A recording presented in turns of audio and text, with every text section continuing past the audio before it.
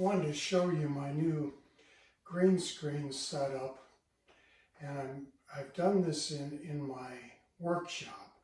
Now this is a small workshop that it's only, I think, 9 by 14, so it's less than, what is that, 130 square foot.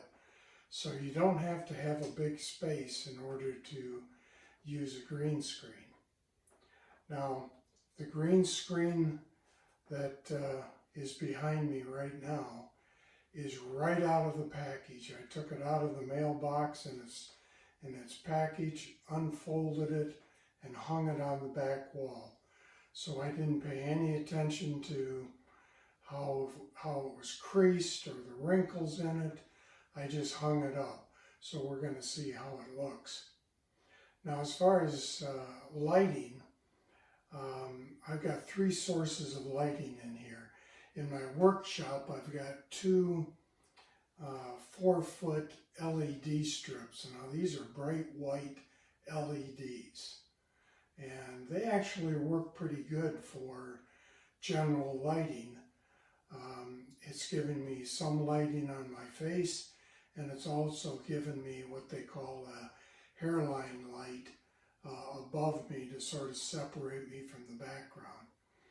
And then the other 2 lights I have is I've got a key light over here that's a 100-watt incandescent bulb. That's all it is. And I've got it in a desk lamp fixture. And then the same over here, I've got a fill light that's also a 100-watt incandescent bulb, and it's also in a desktop fixture.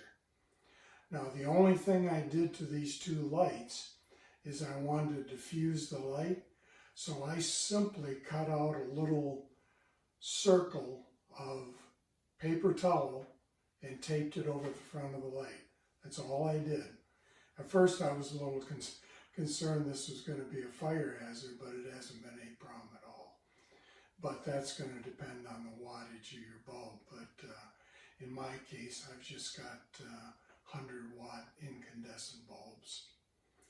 As far as my cameras, the main camera that I'm using that you can see set up on the tripod in front of me is my iPad Pro, the 12.9 version. And in the back, sort of filming the wide angle, I've got my iPhone XS. So I'm using very simple cameras, lights on a budget, and by the way, I've got no special lighting on the green screen. So one of the things that I want to demonstrate in this video is, contrary to some of the other things you may see on the YouTube videos, you don't really need to be that careful about lighting this back screen and getting the wrinkles out. So that's all I'm demonstrating in this video, is what you can do with a very simple setup.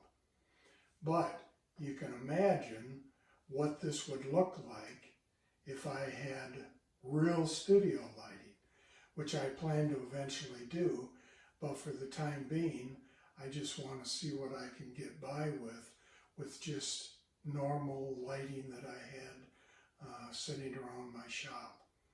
So we're going to see how this looks, and I'm going to put up several different backgrounds, both still pictures and video, so that you can kind of get an idea of how the keying worked. But I think you're going to be surprised, and I think you'll be happy with what you see. And once again, this is also all to demonstrate that you can do chroma keying on a budget. So thanks for watching this, and I hope you enjoyed it.